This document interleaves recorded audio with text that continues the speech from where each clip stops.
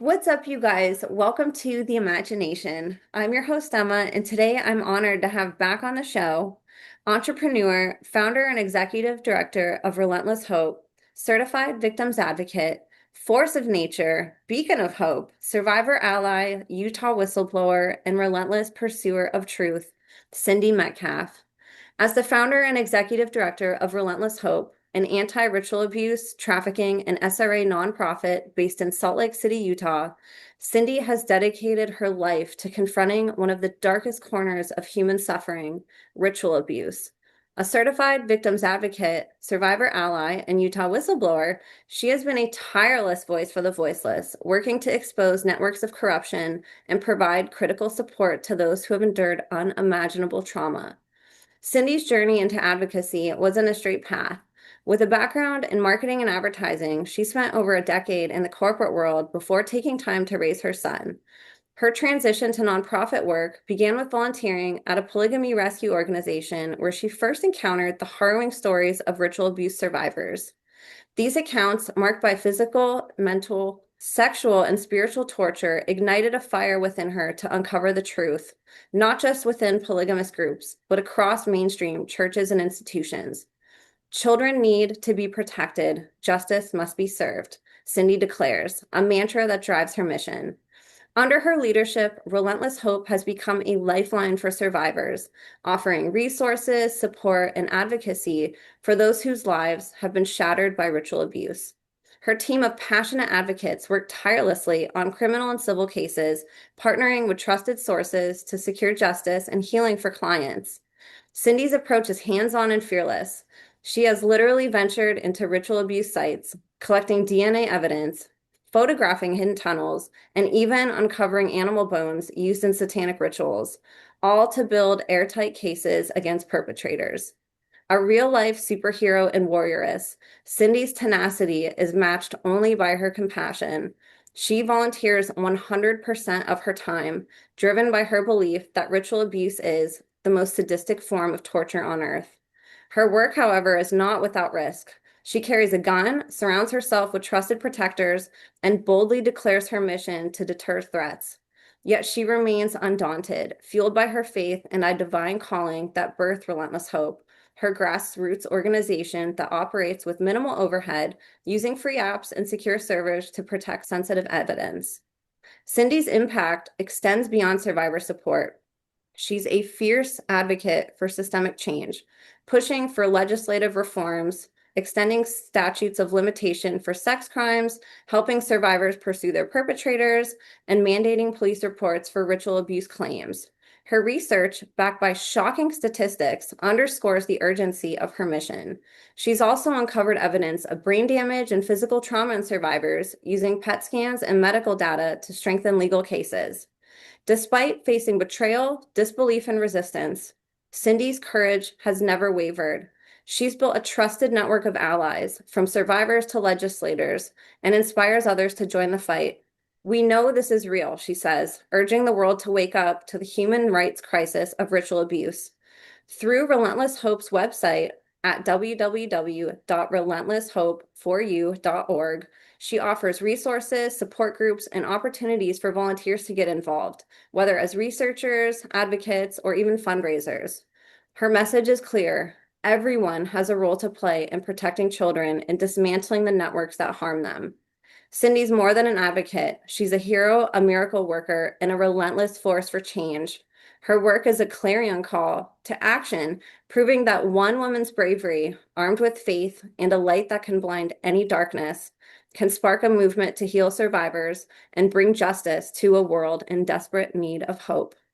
Before wrapping up the introduction of today's guest, I'd like to share just a couple quick reminders and updates. If you're interested in being a guest on the show, if you wanted to share any information privately with me, or if you were interested in submitting a written testimony to be featured on my Substack, you can reach out to me via email at imagineabetterworld2020@gmail.com or standbysurvivors@protonmail.com.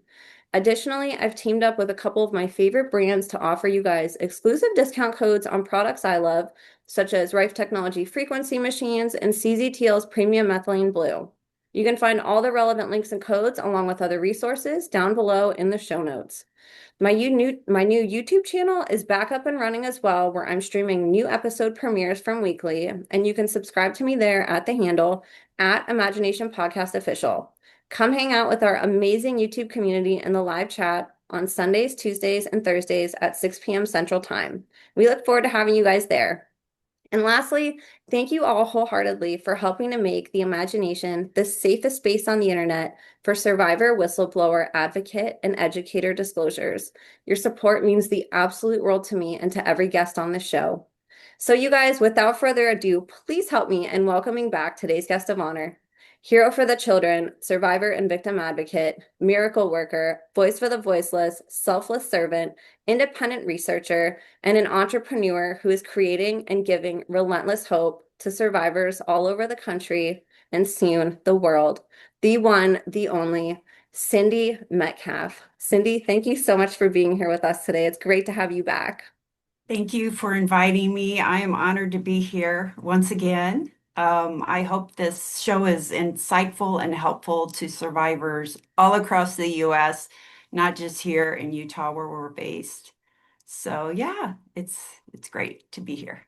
I'm really happy to have you here, and this is going to be an incredible conversation today and a really exciting topic. I know that you have a presentation, but Yeah. for people listening, we are actually going to talk about how to sue your perpetrators. And Cindy is boots on the ground championing so much work in Utah. If you guys missed her first episode, I will have that in the show notes. I would love if you guys went and listened to her first presentation. It was amazing.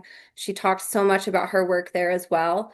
But for Cindy, for kind of a refresher for people who are new here, I gave a little intro about you just a couple minutes ago, but was there anything that I missed or anything that you wanted to share about yourself and Relentless? No, you went above and beyond.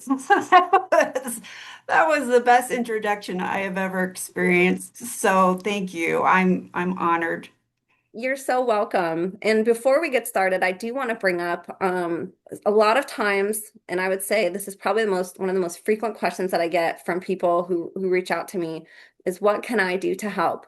And you are one of the few organizations and people that I advocate for, that I would put my stamp of approval on and publicly stand by. And so I actually wanted you to maybe just talk about that for just a minute. You do accept people to reach out and offer to help. And I think that would be really refreshing for people on the other side of the screen who are looking for kind of their purpose in this. I'd love for them to reach out to you and for you to maybe talk about some opportunities that exist with Relentless Hope. Absolutely. So on our website, we do have a volunteer link. It is, I think it's under, okay, I'm not looking at my site right now, but anyway, it is under About Us. That is where our volunteer form is that you can fill out. We are looking for advocates, victim advocates.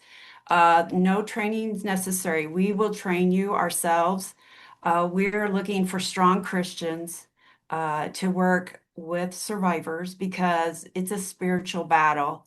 You either need to be really tight in reading your Bible or having a relationship with Jesus Christ. We'd love to see people that come from a church background are active in their church. Uh, because we are constantly getting attacked. You know, there are things being thrown our way. And so you have to be spiritually strong to be able to handle this kind of abuse that you're going to hear about. And so you're more than welcome to fill this out. We'll look into it and give you a call. It's super easy. And the other way that you can also help us out is by the donate button on the top right-hand side. We are looking for donations to help provide services for clients. We want to be able to pay for counseling. We also want to be able to help them get to different places. Like, for instance, if we provide them a place where they can have a housing program, we want to be able to pay for their transportation to get them around the country wherever they need it at any time. So And we I are, definitely encourage people to donate. That's something else that I get asked is I have some money to donate. Where should I put it? Do you have an organization that you'd recommend? Yes, Relentless Hope. Please please, if you guys even have $5 in your pocket that you are looking to give and do charity with, if you have more, if you know somebody in your circle that is looking to help this movement in any way, there is nothing that you can give that's too small. And the best way that you guys can contribute to this movement, in my opinion, is to donate directly to survivors and those that work directly with them. And Cindy is 100%, like I said, somebody that I stand by and that I would love to see you guys help. We want her to be able to keep doing this. And, she'll talk about this a little bit, but she's met with tons of resistance in her state. She's not getting recognition and help and, all her amazing work, and the media won't even talk to her and help get the word out on the incredible work that she's doing. And of course, we know why. But, I always say we have to resource this movement ourselves. We need to come together as a community and help each other because the government sure as heck isn't going to do it for us. So if you guys can, please do that. And like I said, for those of you who reach out or who are wondering, what can I do to help? I feel so uh helpless with everything that's going on and I want to contribute something to this movement. Reach out to Cindy. She's amazing, and you guys can, like she said, fill out that form. So if you're looking to volunteer and if you have some extra time on your hands, or if you guys want to step in and lend a skill or a resource that you have, reach out to Cindy. She would be so happy to hear from you and to have your help and to have you be an advocate for her. And that is www.relentlesshopeforyou.org. And I'll have that in the show notes. And we'll talk about it a little bit later too, and likely bring this up. So that's awesome, Cindy. That's really cool too that you're opening up your team and looking for more and more people, and that you do offer these different opportunities. We were just talking right before we started recording. There's been a few people in our mutual friend circle that listened to this podcast and found you through it, that now are working with you. And I think that's so neat. So again, if you guys are on the other end and wondering what can I do? I want to help this movement. There's a lot of corruption that is helping this movement. A lot of nonprofits that are dirty, that are contributing to the cover up. And we have to be really careful with who we align ourselves with. And like I said, Cindy's one of the few true out there. So please reach out to her if you guys are looking for a place to help. But I'm really excited to talk about this topic today. So getting justice for survivors, suing perpetrators. I want you to introduce this topic a little bit, and we can get into your presentation. Absolutely. So should I hit the share button? Sure, absolutely. Okay. Let me open this up for you. There's so much information that I have to go through. I've got notes to keep me in line. So Take your time. bear We're with here me. for it. So I entitled this How to Sue Your Perpetrators, because one of the first things survivors want to know is how can they get justice? And because most survivors are financially disadvantaged, I always encourage them to go after their perpetrators and sue them to get money to pay for medical care, counseling, just things you need as a survivor to heal. And so I'm a big advocate for lawsuits. We'll put it that way. But we have to be careful, especially in the state of Utah. I haven't found one lawyer that is willing to take up the cause.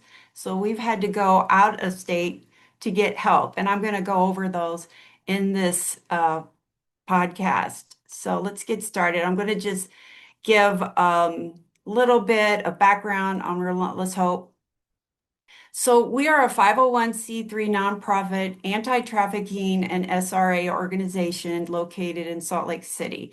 We are victim advocates. We're not counselors, but we do listen and lend it an ear. And our job is to validate survivors, to let them know you're not crazy, you're remembering it correctly. Yes, there are people doing this, and yes, this is exactly what they do during rituals. So that is our whole goal, first and foremost. And then secondly, we have resources and support for survivors to help them heal. We run support groups twice a month. We also refer survivors to housing programs, counselors, lawyers, training, and education. So you are more than welcome to go to relentlesshopeforyou.org and fill out one of our intake forms under the Need Help button on our homepage so we can get to know a little bit more about you. That way we can refer to you the correct resources that you need because the resources are dependent on what state you live in. So, what is ritual abuse? Obviously, you're on this podcast, you already know, but I'm just going to go over a few little details.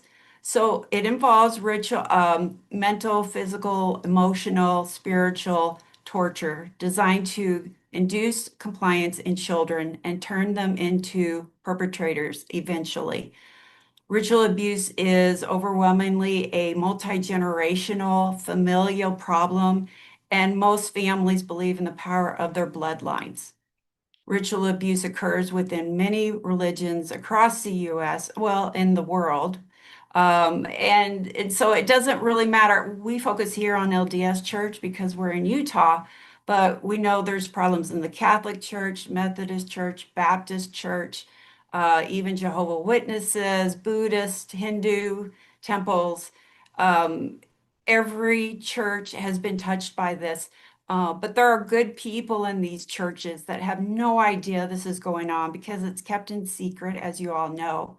These groups seek to infiltrate the churches and then they want to profane the sacred. They want to take the innocent and destroy the innocent. They want to take the holy and make it evil. And these groups have, as you know, existed for thousands of years. And so, that is exactly what we're dealing with because not only are these people dangerous to children and their victims that they choose, but they're also a danger to us as a society because they're trying to break us down. They're trying to destroy the family unit. They're trying to pass laws that are disingenuous. So this is really a huge problem for everyone. So where is the SRA happening? So since we have interviewed, oh, between my partner and I, we've interviewed over 500 survivors of ritual abuse. And so I'm just basing it on what they have reported. It's happening in schools, churches, as I said, nationwide, college campuses now, and the cartels are now engaging in this as well. And then it's happening in businesses and government buildings. So we're talking City Hall, Disney World, Disneyland, underground military bases, corporate events where kids are brought in when they're having some kind of annual party for a big corporation. The children are used, obviously, as the entertainment. And of course, Epstein Island. So that's why the politicians in the US really don't want to release these files because it's going to let the public know exactly what they were doing on Epstein Island. They weren't having sex with young women, they were having sex with children, and they were doing ritual abuse on that island as well. So we have to be careful what we say there because this is a ongoing situation, but read between the lines and be willing to dig deeper on this Epstein case because it will give you more information about what we're talking about. So I started 7 years, over 7 years ago, working with ritual abuse uh, survivors. And because I'm in Utah, I started here doing all kinds of research to help prove that this is actually a huge problem. And so I came across some statistics that I wanted to share with everyone to let you know that something isn't right in Utah. And one of that is Utah had the ninth highest age-adjusted suicide rate for 2020 for teens, and an overall 66% higher suicide rate from the rest of the country. We are one of the top, unfortunately, um, risks for suicide. And this doesn't surprise me at all because we know that human sacrifice is a big part of ritual abuse. We are also More than any other state, we prescribe antidepressant drugs at nearly twice the national average. And that's because it's just a lot of trauma happening here because of the abuse and that it's so prevalent. People need help uh, with their emotions, with their mental state. So that's very telling. When we have the largest antidepressant drug use in the country, we are only 3 million, slightly over 3 million in the population of the US. And there are much larger states like New York and California that are beating us out in these areas. And that to me is another clue that we have a serious problem. In addition to that, Utah has a conviction rate for rape just at 3%. Just 3%. We're the lowest in the country. So that's telling us that our politicians and our court system is not working, and we need to put pressure on our representatives to do something about that. And last, I know this is an old stat, but I still want to bring it up.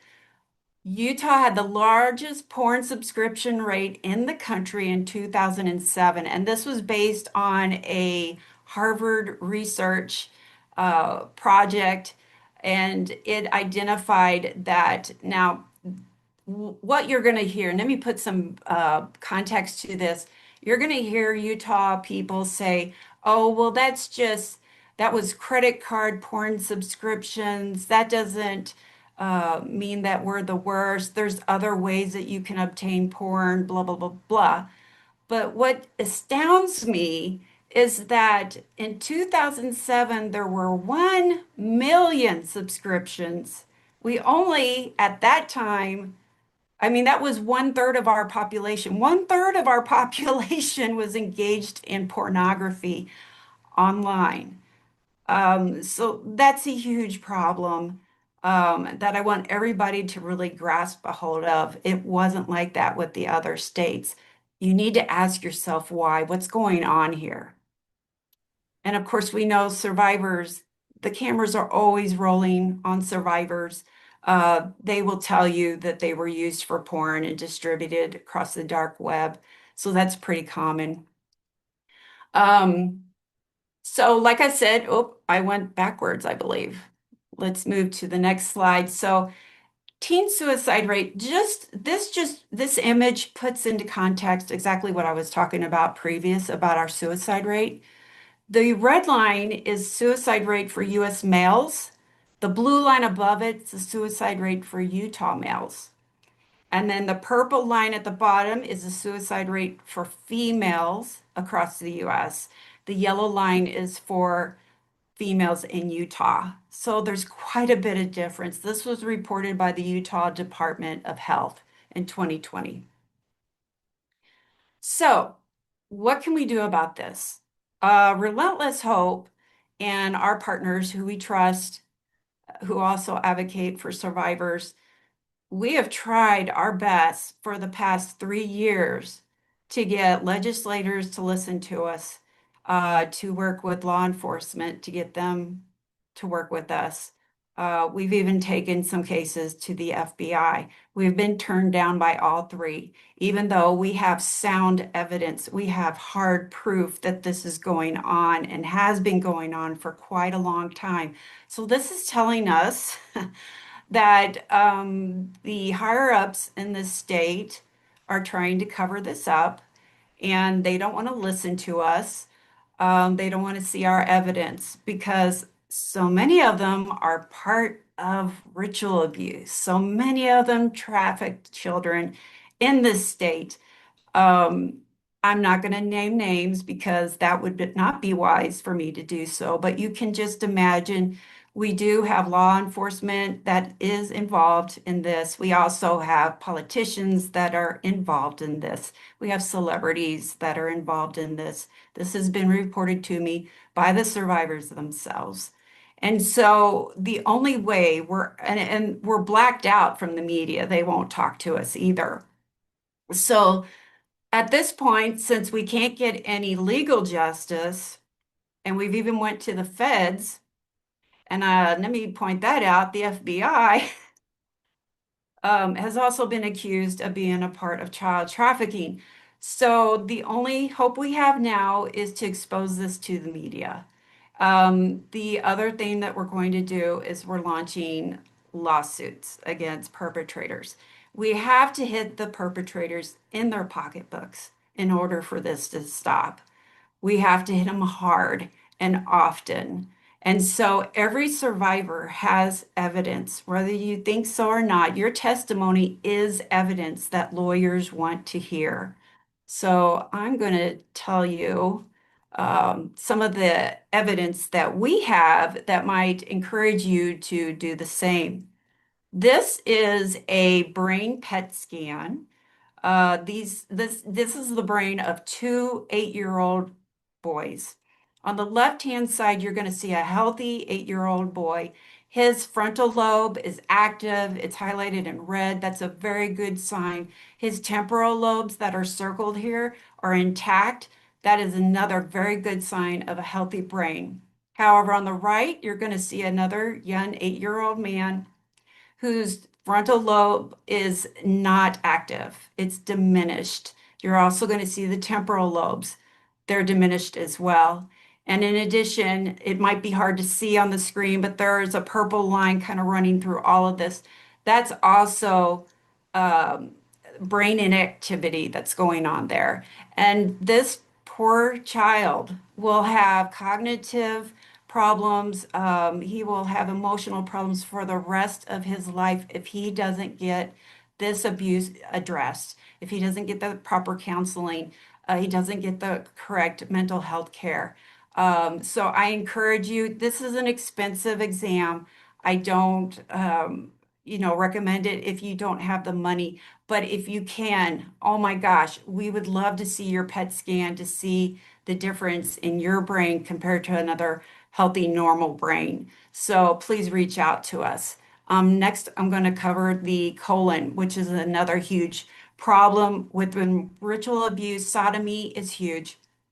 This is how the perpetrators get their power from Satan, is through the anus of a child. So sodomy is done to every single child. And what it does is it destroys the physical structure of the colon. And it results in painful bowel movements and other problems. So on the left, you see a normal, healthy colon. That's the way it should look. On the right-hand side, though, you're going to see it's pretty messed up. There's hills, there's valleys, there's curves. This person is definitely having problem passing fecal matter. Um, you're going to see the big, huge blob on the left-hand side of the screen too. That is a sign of impaction. I don't think that's the right term, but it's impacted is what I'm trying to say. So this can cause spontaneous defecation, which is embarrassing accidents at school. In addition to that, survivors have a lot of UTIs. That is so common in females primarily. The boys tend to have more problems with the floppy colon. And then here are some of the scars that survivors have presented to us. This is one of our clients. She was young at the time when we spoke to her. She was only 15. These these injuries are at least 2 years old, so they've had time to heal. So you can just imagine what they looked like when they were fresh. On the right-hand side is where her perpetrator put a cigarette out on her wrist.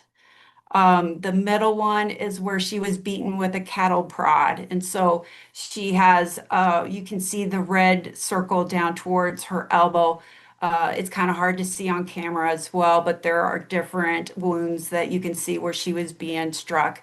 And then the image on the left is where she had been fed an IV so many times to drug her that it produced scars internally in her veins. And those are also great evidence that lawyers want to see. So if you have any of these kinds of scars, please take a photo of them, keep them as evidence. Here are some other injuries that you can report. Of course, the scars, brandings, burns, and implants. Some of these implants can be seen right below the surface of the skin, and so you can take a photo of that. There's also been evidence of abortions. We recently had a survivor who had her uterus examined, and the doctor said basically it looked like chopped hamburger. It was so deformed and so cut up. It was in horrible shape. If your gynecologist is willing to take those photos internally, that is huge, huge evidence. This is all admissible in court. So that means you will probably never have to testify in court because nobody wants to put you in that position. But your lawyers representing you would be able to show this in a court, and a jury perhaps could review these and see for themselves the damage that has been caused. You can also have scopes of your vagina and it's in the colon. It's called a full scope exam. And so that is something that you would have to go to a specialist like a gastroenterologist or a gynecologist to get those types of exams. Again, not cheap, but huge evidence. Medical records of broken bones, records of accidental defecation and urination that may have happened at school, and that's in the school record. That's huge. Of course, medical records for the UTIs that are so common, and then your drug addictions. So many people are addicted to drugs because of their coping with what happened to them. This is actually evidence. You might be afraid or ashamed to admit that you have a drug addiction.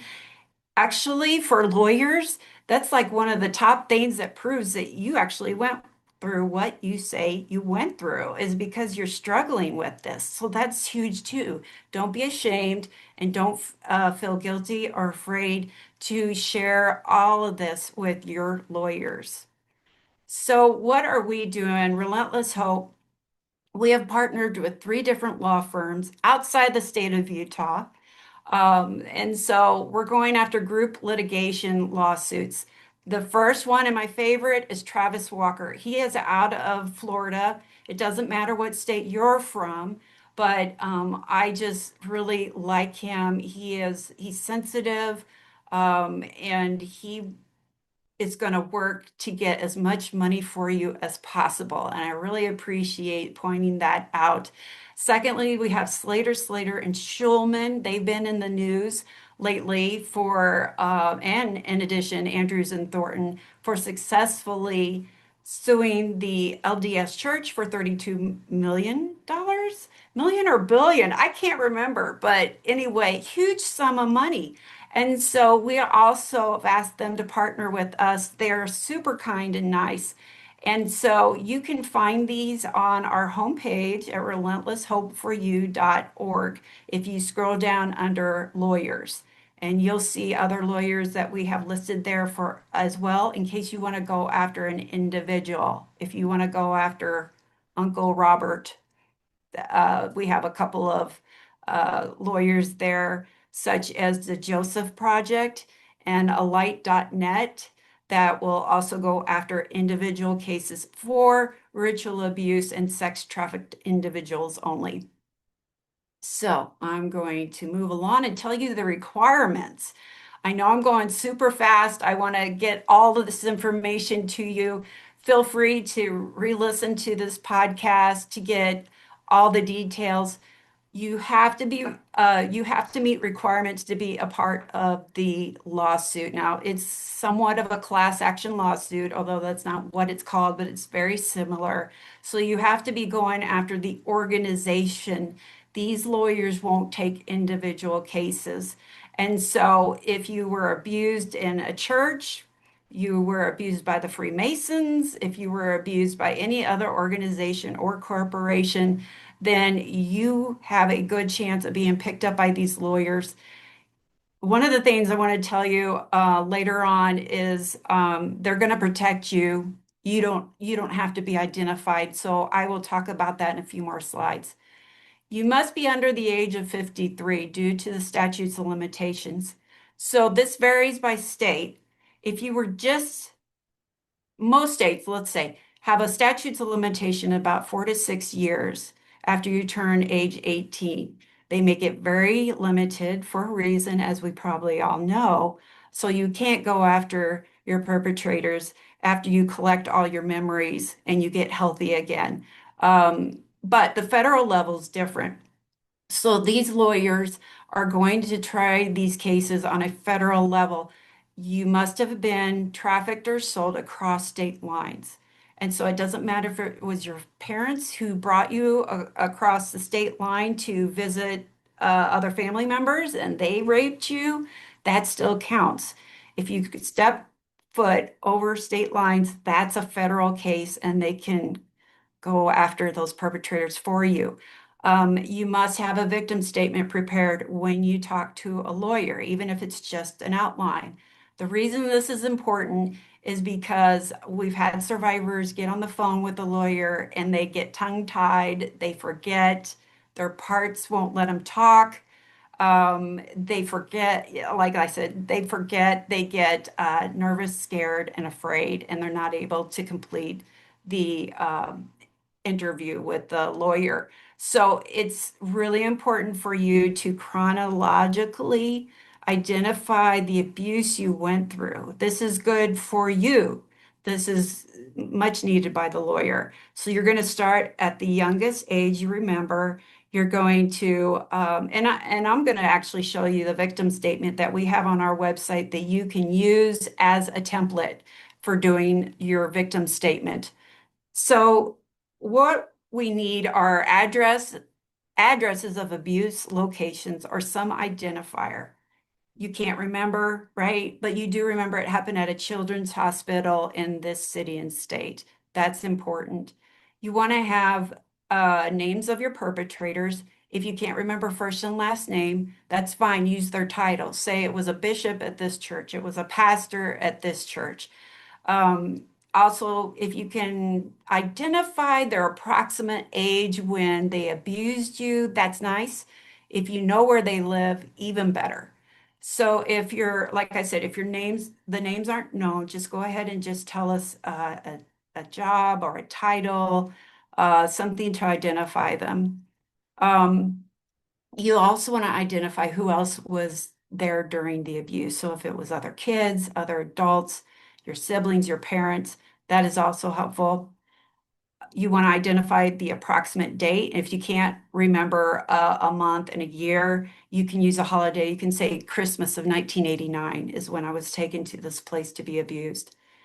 You want to write a paragraph. You don't need to write an essay, but just a decent paragraph that details a bit about what happened to you. What did they do to you? And so this is hard for survivors. Take breaks. This document may take you a few weeks, a few days. Don't push yourself. And what other survivors have found helpful is they just sat and talked while I typed it up for them on the computer. And so it might be helpful to get a trusted friend to help you do this. And then, did you report the abuse for each instant where you were abused? Did you report it to the abuse to someone? And what happened as a result of that? I think most of you are probably going to say they did nothing because that's what normally happens. And then you're going to write down how this abuse affected you. So you can get through this. We've helped other survivors get through this. Grab a friend, grab a sibling who you trust to help you write this up, and then you can make your appointment with the lawyer to speak to them. They're going to love this. Make sure it's in a document that they can read, make it in Word doc, or turn it into a PDF because you're going to want to give them that document as evidence. So you want more money, the most money you can get from these thugs. I don't blame you. So you're going to have to build up your case. So the more evidence you come with, the more money you're going to be able to get. So you're going to want to have all your court documents. Let me back that up a little bit. You don't have to have every page of every document. The police report, case number is really all that they need. They'll get everything they need from that, or just the first page of the police report. Medical records are important. You can always go back to your hospital or your doctor and request medical records. If they give you a hard time, let us know. We'll get a lawyer on them and say, yes, you must give this person their medical records. They're entitled to it. You also want to gather school records that might show absentees, behavioral issues, maybe your grades slumped, all because of this abuse. And so that's important. Again, they might give you a hard time. A lawyer can help you get those records. You want, like I said, police reports, court documents. You can contact your county court where they hold your documents and get records as well. DCFS records are really important in case you're also suing on behalf of your child. Or if you have old DCFS reports, which is Department of Child and Family Services. Witness statements are huge. If you have a friend, a sibling that's been through this for you, and they can write a one-page statement saying, yes, I saw this, I witnessed this, that's important. Photos, video, audio, always important. Involuntary psych hospital admission records.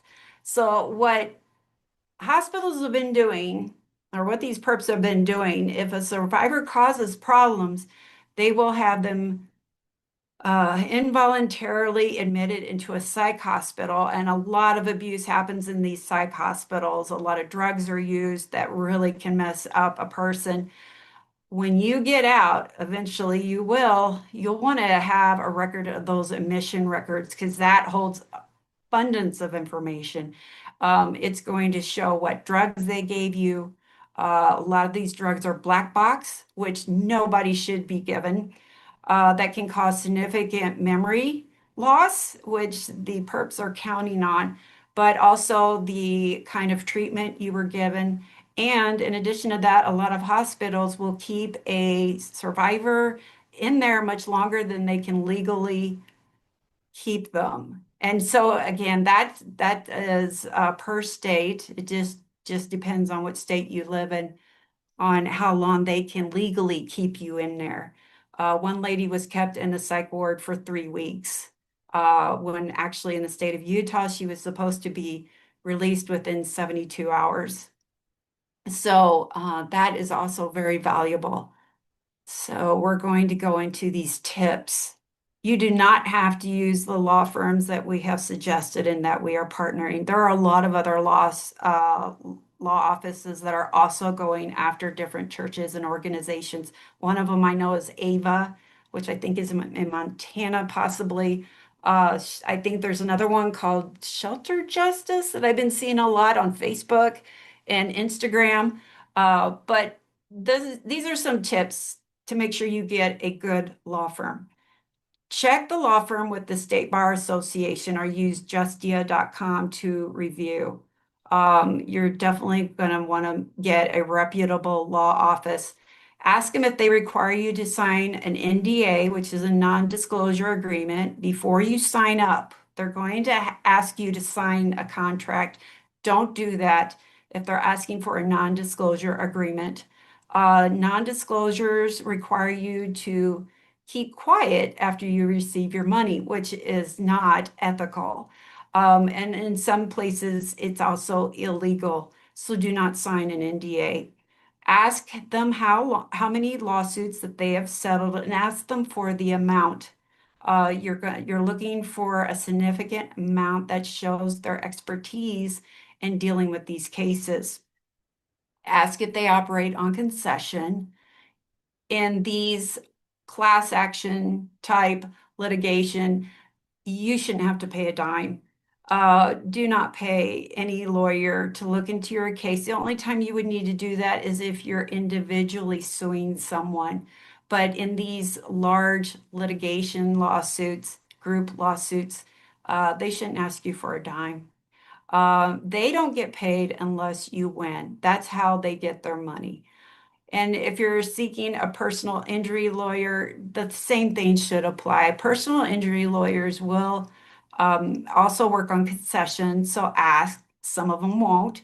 You want one that works on concession, which means if they don't do their job and they don't get paid, then you don't owe them a dime. Ask for references. You do, like I said, you want a reputable law firm. We all know that some lawyers aren't that great, so you want to make sure you get a good one.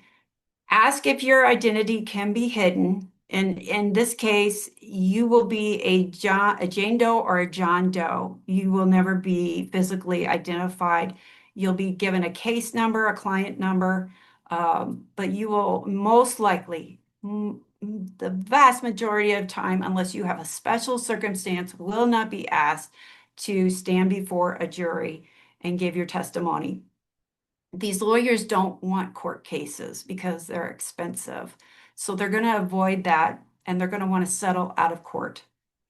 A few 100,000 to a few million, I think, is appropriate. This all depends on your injuries, how long you suffered, and then the evidence that you have available. Again, the more detailed your story, the better outcome. No lawyer will guarantee you a certain amount of money. Don't say, how much can I make out of this? They can't tell you. This is really up to a judge. And until they get everyone's cases together, they don't really know how much they're going to be able to ask. They're going to put together a demand letter. They're going to initially ask for a certain amount of money. It's going to be multi-million.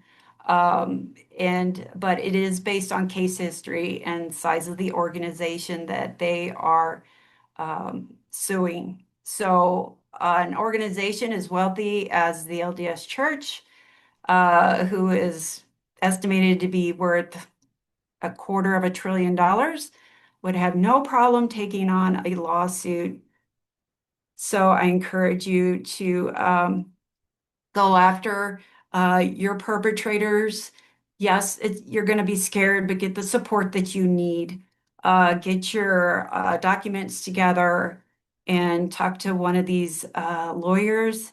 And if you want somebody on the phone with you to help you, that is more than appropriate to ask the lawyer to have a family member or a friend on the phone with you. But again, we got to hit these perpetrators in the pocketbook. We have to hit them hard and large. So please consider a lawsuit. And if you have any questions, you can reach out to us at Relentless Hope. My email address is up on the screen right now. We'd love to hear from you. Incredible, incredible, incredible. I love that you have put this together. It's really empowering. And that is the very least that survivors deserve is some sort of a monetary and financial benefit and gain after what they went through. Like Absolutely. you brought up so many good points about the injuries. And, we here in America, we pay veterans for the wars and traumas that they endured while Mhm. in the military, yet survivors never chose the war that they went into, and they're not even acknowledged as being somebody worth compensating for what they went through. And their trauma is right down to, like you said, having parts and dissociative identity disorder. Mhm. This can be debilitating. Some survivors can't even hold a job, Right. much less try to then pay for therapy, pay for housing. I'm sure in Utah, knowing these statistics of the ritual abuse that you've talked about, I'm sure the homeless rates up there are, skyrocketed. I'm sure you guys, like you said, addiction, whether it's porn or drugs, a lot of these things can be attributed to coming from families that proliferated this and perpetrated this on kids, and it's really great to see that you're putting together these cases and helping survivors get the very least that they deserve, which is the ability to be compensated to be able to pay for the effects that they're now working through as adults that are very, very costly. Even Yeah. therapists, I hear from some survivors that their therapy sessions can be, $100, $200, $300 each, and that the therapists end up getting traumatized by what they hear and sometimes don't even want to work with the client again and the survivor. So this is really important that we are financially helping survivors. We're helping advocates for them like you. That way you have the funding to be able to help. You have the financial resources to do podcasts and outreach and to create different things behind the scenes that you present. This is all really important and some of this can get really expensive, on your end too. So I am really, really, really grateful that you came on and talked about this today. And I definitely encourage people to reach out to you. If people have, I know that you mentioned that they can email you. If survivors have kind of like general questions on what to do, or if something counts as evidence, or if this might be good for their case, can they reach out to you for that too? Absolutely. So you can go on our website. We have a contact us link tab at the top, and you can fill out that form and just say, "Hey, I have this. Do you think this would be helpful? Would that be helpful? Can I do this, that, or whatever?" I'm, of course, not a lawyer, but I've worked with enough lawyers that I kind of get the lingo and I kind of, understand what they want. And so I will give you my best advice, but I will always advise you to seek out a lawyer in your state. And these lawyers, too, that I have listed on our website, I mean, anyone can just contact them and talk to them. Even if you don't sign up for the lawsuit, you can just ask them a question. It has to be ritual abuse related or child trafficking related, but yeah, they'll be happy to answer. And just, it just makes you feel more comfortable if you talk to them first before you decide to speak a lot about your story, just to make you feel more comfortable with telling your story and talking to them. They're really great people. And I also really appreciated in your conversation, you gave some really empowering words behind a lot of things that do cause shame, such as addiction and even the psych ward conversation. I hear that on my podcast over and over and over again. It is maddening the amount of survivors that get admitted into psych wards when all that they needed was somebody to comfort them, to listen to them, and to be there for them. Mhm. And a lot of times, what ends up happening if the survivor doesn't take that information and use it in a case like what you're suggesting, the family members do, and then they use it to gaslight the survivor and say, look, they're crazy. They don't deserve to be listened to or to be taken seriously. Look, they were put in a psych ward. They're obviously suffering from mental illness when, like you said, addiction, getting put into a psych ward, these things are side effects of abuse. They're things that happen as a result of having the trauma to begin with. So we're really not getting to the root cause of this, which is the ritualistic abuse that is at the front and center of all of this that needs addressed, and I really, I love that you're helping survivors sort of lift that shame off and to realize that this can be important evidence to their case. This isn't something that they should hide and be scared of.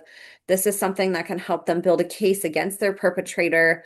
And like you said, it's proof that something happened to you. No healthy, super happy person that has no trauma goes and picks up alcohol or hard drugs and decides to be an addict. It's always a side effect of somebody coping with something and not knowing how to do so in a way that's healthy, and that's the only way that they can escape their trauma, or maybe the only way that they can afford to, or the only way that they feel comfortable is Mhm. leaning on something to help them through that instead of, getting help, which maybe they tried and they were gaslit, or the person wouldn't help them, or it wasn't safe, or they weren't listened to. And so it's really nice to see that these things can actually, be something that a survivor can use in an empowering way and not something that they have to bury and feel all the shame about.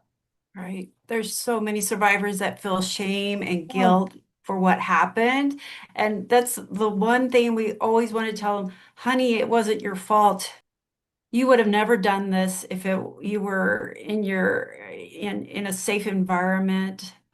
You were forced with threat of death if you didn't do what you did. And in addition, the parts, if they dissociate, we know survivors who have done criminal things. But there's a new law. It's a federal law that's coming out. I would love everybody. I wish I had gotten the name of it, but you can look it up. It's a new federal law that allows survivors who have been forced to commit crimes can actually be absolved of that. And so if survivors want to write their state or actually their federal representatives and say, yes, this must pass. I was forced to do these things. I didn't have a choice, or else I was going to die. Um, we need to hear that. Our representatives need to hear that because that is going to give it'll liberate so many survivors that they don't have to worry that they might be convicted of something that they were forced to be and they don't have to deal with those criminal charges. And so I'm excited about this new law. I hope it passed. But these are the kinds of things that we pay attention to and we report on. On our website, we have articles, we have a blog. We talk about laws. We talk about all kinds of things. We talk about special cases that we're personally dealing with. For instance, here in Utah, we are working on the David Hamlin case. And so Goel, my husband, will report on that because he's been working on that day and night, literally, for the past 2 years. Um, David Hamlin is one of the worst perpetrators we have come across. He is guilty, guilty, guilty. There is so much evidence, but it's been hidden. Yes, evidence has been shoved under the rug. Cases have been purposely thwarted. And so this man is walking free because people in our state didn't do their job. So that's basically what I wanted to just end with. We do need donations, $5 or $10 even. Seriously, will help us get the word out. We want to expose this. We work with survivors all across the U.S., so we plan to take what we're doing here in Utah and we want to propagate it throughout the U.S. with each state. And but that takes a lot of money. And so any donation would be very much appreciated. So, And that's an important point that you make. You're based in Utah, but you are not only based there with your work. Your HQ is there, but your arms are extended all the way across the country, and you guys help people in every single state who reach out. yeah, yeah. I mean, we're just as passionate about going after other church denominations. I just pick on Utah because I'm located here, but there are just as many cases with the Baptist Church, the Catholic Church, on and on and on. You know what I'm speaking of. So, um, yeah, we want more lawsuits with more going after more denominations. Now, I'm a Christian myself, devout Christian. I love Jesus. This is not me trying to take down churches and take religion, bash religion because that's not my deal. I love my church that I belong to, but I think people should be held accountable for the abuse they allow on their in their churches, property, church members and leaderships who are involved in this. So it doesn't matter if you were abused outside of the church, you were abused at someone's house. It doesn't matter if it was a pastor who showed up at your house and abused you. That doesn't matter. You still have a case because that pastor was operating as a representative of the church and an employee. So they're also at fault. But in addition to that, it doesn't matter if it's off property either. If it's at your home, you still have a case because of the people that were involved in your abuse. So take that into consideration as well. Um, yeah, For survivors who maybe their memories are solely remembering being abused at home by, say, family, can they, for example, in that case where maybe they can't connect it to a church necessarily if their parents work, say, in an industry or company, can they go after the company that the parent worked for? Or is there a way to kind of get around that if they can't think of a way to connect to some of these other options? The only reason they could go after the company, I believe, again, I'm not a lawyer, Yeah. is if the parent took them to work and abused them at work Okay. or on work property. Otherwise, the parent is separate from the corporation. Now, we have had survivors come forward and say, my dad was a CEO of a company and other employees abused me at different locations. Now, that I think you have a case to go against the employees and the corporation that they were working on. But again, ask a lawyer about that. We've heard of all kinds of different cases, different situations. Don't be afraid to ask. If I don't have the answer, I can ask my husband. He has his law degree, and he can take his best guess at what your best course of action is for that particular situation. Thank you for that. And Yeah. this is one more question, just kind of based on you were talking about sort of two different aspects of it, like sort of filing as an individual, but then Mhm. also these groups that are getting together.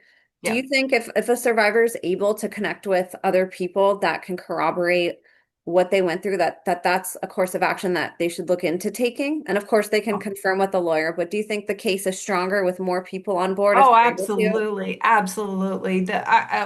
I have a survivor right now that has 10 other women who were abused at their church and by church leaders. And so, oh, absolutely. You all can join effort and go for it. That's what, go for it. You have nothing to lose and everything to gain if these lawyers take your case. But again, the top priority is for you to be organized, have your ducks in a row, have your information in hand when you talk to them. That's going to boost your chances of getting a bigger and better payout. So, yeah. Thanks for answering that. And from your perspective, you've been doing this for a number of years. What Mhm. have you seen sort of the progression of awareness on this? Are you seeing more and more survivors yourself coming forward and sharing with you guys or reaching out? Are you seeing this start to snowball, being kind of this boots on the Yes, ground? Yeah, hugely, hugely. Okay, so when I started doing this in 2018, 2017, 2018, there was hardly anybody talking about this. Only the very, very brave ones who would come out and talk about this, like Asia Rain. Um, love her. yeah, and the Galactic Madeline, the Galactic storyteller, also brave woman.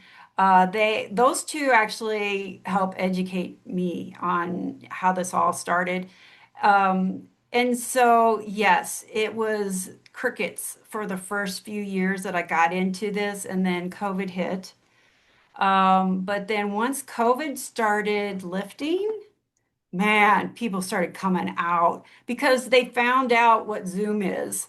Yay, me They found too. out, right? Social media, they were like, oh my gosh, we can talk together, we can discuss this.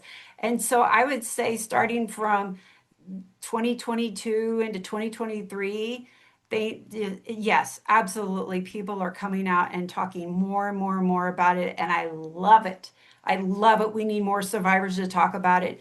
And we would love to hear your stories as well so we could get different people on different podcasts talking about what's going on. We can't do this job ourselves.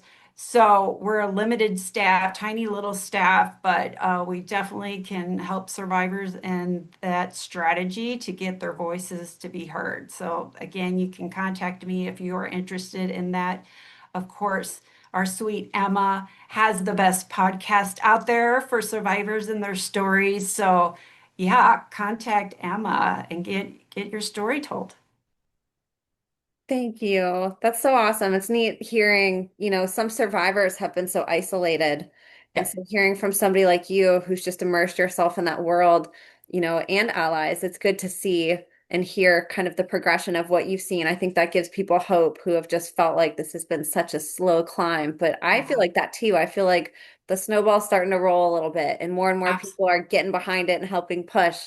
And I think COVID worked backwards from an opposite from what they thought it would. I think they thought it would put us more to sleep, but it really encouraged people, like you said, to connect more and to help Yeah. them kind of get out of the daily, day to day of what they're doing and to see the world different instead of just going to work every day. A lot of people weren't. And then they're like, well, what do I Mhm. do with my time? I'll talk with more people. And Yeah. it's really neat how that worked out. And I'm glad that you've seen it work in a positive way. Oh, absolutely. I mean, COVID did the opposite of what the perps wanted. I mean, the COVID is why we're getting so much proliferation of this data, these stats, people coming out, the proof and evidence that we're finding is all because really of COVID to an extent. So, although it had bad ramifications, there's good that came out of it in that respect, and that it just opened up and created platforms for people to speak on. And also let the perps know that we're after you, we're coming after you, we're going to expose you. It will happen at some point, someday, in a very, very big way. How do you get through kind of the barriers that a lot of people stop at? You have been attacked. You have had people Mhm. try to discredit you. You have to be armed. You've had a lot of opposition against you. And I know that that's a big thing that survivors on the other end of the screen might be struggling with is I want to talk so bad, but I'm so scared. And they have the worst case scenarios going through their head. I'd love Mhm. to hear kind of how you navigated that and any advice that you can give from your own personal experiences on how somebody can maybe overcome some of that fear that you overcame and that you're just boldly plowing through every single day now as such a fearless warrior. Yeah, absolutely. You know what? I started, well, prayer. First of all, prayer uh, to the real Jesus Christ is going to get you through this. He's going to provide you protection. He's going to give you wisdom. He's going to provide you healing. He's going to give you the courage you need to speak about this. The second thing I did is I got on Zoom and I did my own Zooms of myself and I just practiced. And I would write out an outline and I would just practice and practice and practice till I became more comfortable with the platform itself and with speaking. I still struggle. I've been doing this for years and I still struggle talking on podcasts because this is just not my natural I don't always, I never feel comfortable doing these, but you get better as you do more and more and more.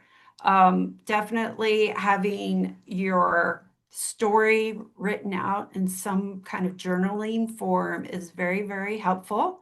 It gets all that yuck, talking it out gets all that yuck out of your soul. It's so important. I know recently it's been said that talk therapy doesn't work. But initially, when you're coming out of this, talk therapy is really important with someone you trust and know. And we work with counselors that are trustworthy, that are experienced. And so you can come to us and we can help you find a counselor that understands DID. There are so many counselors out there that don't understand DID and they certainly don't understand ritual abuse. And so it's very hard to find a good counselor, but they're out there. But just practicing getting it out, speaking your voice. I mean, that's primarily, I think, the three biggest things that I did to help get comfortable. Um, I'm trying to think. The other thing that survivors struggle with is they're being tracked and they get electric shock from their perpetrators, which also makes them very scared because they know their perpetrators know where they are and so that is one of the things I'd love to have help with. We get so many people telling us I'm being tracked, I can't come forward, they're Mhm. scaring me, they're hurting me. Um, if anyone has ideas of how the tracking can be stopped, please contact me right away. We have some information on our website that tells about how prevalent this is.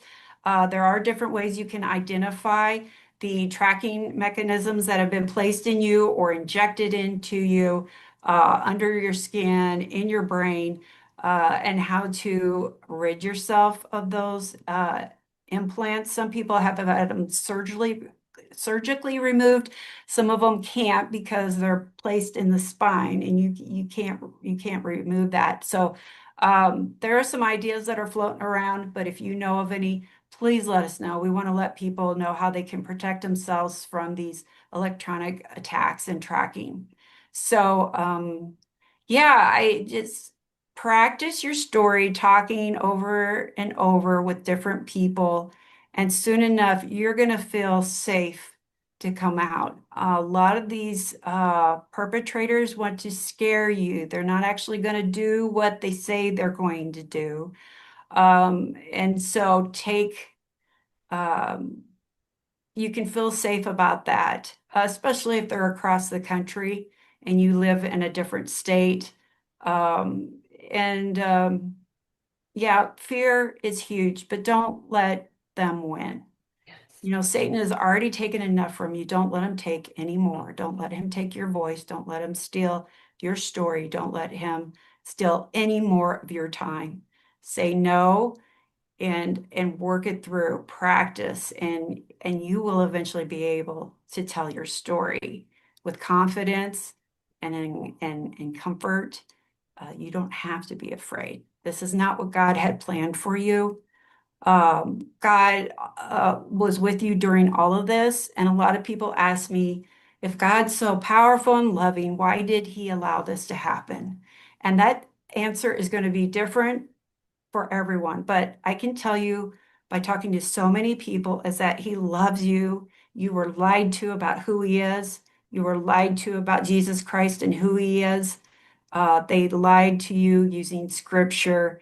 They lied. The real God, the real Jesus Christ loves you infinitely. And when you were going through this horrible pain, he held you in his arms and he cried with you. But note that the way this whole earth works, this universe works, is that God gave us all a free will. This is the best way I can explain it. He gave everyone a free will, which means even the evil people get away with what they get away with because of the free will that God gave us. But trust me, God has a good plan for every survivor who reaches out to them. And trust me, He wants to heal you. You are not worthless. You are not less valuable than anyone else. You are intrinsically loved. You are wonderfully made, and you deserve to be healed, and you deserve to have healthy, safe people surrounding you. And we would love to walk in that journey with you. Thank you so much for having me on. Thank you so much for coming on. And that was a wonderful, wonderful bit to leave on, a bit of hope, because that Yeah. really is something that survivors struggle with. Was Yeah. there anything else on your website or anything else that you wanted to talk about today before we wrap up? We have a ton of resources on You website do. that I are love your free. You resource don't page. you don't have to sign up to be a client of ours. You can go to our website. We have shelter homing programs listed there. We have books, articles. We have lawyers listed. We have counseling resources you can go to, free stuff, food banks, medical clinics across the U.S., survivor stories. We even have a special section for survivor art and encouragement where survivors have sent us their art and you can look at the beautiful pictures they've made and some of the songs. Some of them have written songs and just words of encouragement. So check it out. We would love to have you read some of the news that we have, and we also have some videos on our website recently of our fundraiser where we had four survivors come and tell their stories, and they all end happily.